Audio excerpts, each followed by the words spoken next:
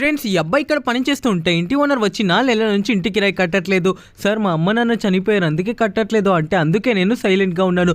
కానీ నేనుండే ఇంటి కిరాయి ఎవరు కడతారు? నాకు డబ్బులు కావాలి, లేకపోతే ఇల్లు ఖాళీ చేయండి అంటే నేను రేపటికల్లా ఏర్పాటు చేస్తాను, మొత్తం కాకపోయినా కొంత డబ్బులన్నా ఏర్పాటు చేయని చెప్పి వెళ్ళిపోతాడు.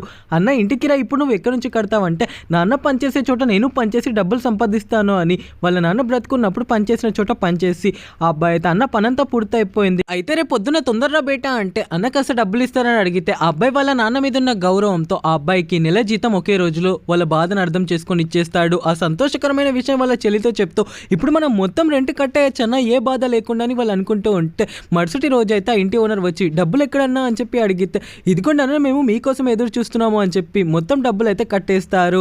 అయితే కాసేపటి తర్వాత అతను అలా వెళ్ళిపోగానే ఇంటి కరెంట్ బిల్ అతనైతే వచ్చేస్తాడు. వాళ్ళ మీటర్ చెక్ చేస్తే 4 నెలల నుంచి అసలు కరెంట్ బిల్ కట్టనట్టుగా ఉండడంతో డోర్ కొడుతూ ఉంటే ఎవరా అని చెప్పి చూస్తే అన్న, మీరు 4 నెలల నుంచి కరెంట్ బిల్ కట్టలేదు, కరెంట్ బిల్ మొత్తం క్లియర్ చేయండి, లేకపోతే ఇప్పుడు కరెంట్ కట్ చేసి వెళ్ళిపోతాను అంటే అన్న ఒక 2 రోజులు ఆగండి అంటే 2 రోజులు కుదరదు, కానీ 1 గంట సేపట్లో వచ్చేస్తాను, అప్పటి వరకు ఏర్పాటు చేయండి అని చెప్పి వెళ్ళిపోతారు. ఇప్పటిదాకానే మొత్తం రెంట్ కట్టేసాం, ఇప్పుడు డబ్బులు ఎలా అంటే అన్న ఇప్పుడు ఆ డబ్బులు ఎక్కడి నుంచి చేస్తావు, నేను ఏదైనా పని చేస్తాను అంటే నువ్వా, ఏం పని అక్కర్లేదు, నేను ఏదో ఒకటి చేస్తాను అని చెప్పి ఆ అబ్బాయి బయటికి వెళ్ళిపోతాడు.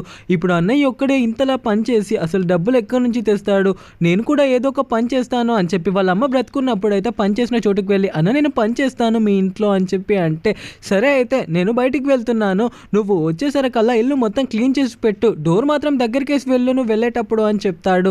అయితే ఆ అమ్మాయి మొత్తం అంతా క్లీన్ చేస్తున్నప్పుడు సడన్గా ఈ హుండీ కింద పడి పగిలిపోతుంది. ఆ అమ్మాయికి భయం వేసి అక్కడ నుంచి పారిపోయి వాళ్ళ అన్నయ్య దగ్గరికి వచ్చి ఏడుస్తూ జరిగిన విషయం చెప్తూ ఉంటుంది. అమ్మ పనిచేసే చోట నేను పనిచేయడానికి వెళ్ళాను, బేటా మొత్తం అన్ని క్లీన్ చేయని చెప్పడంతో క్లీన్ చేస్తున్నప్పుడు హుండీ పగలగొట్టేసానంటే ఏంటి, అందుకే నేను నిన్ను పనికి పంపింది, పద అన్నకి క్షమాపణ చెప్దాము అని చెప్పి తీసుకొని వెళ్తూ ఉంటాడు.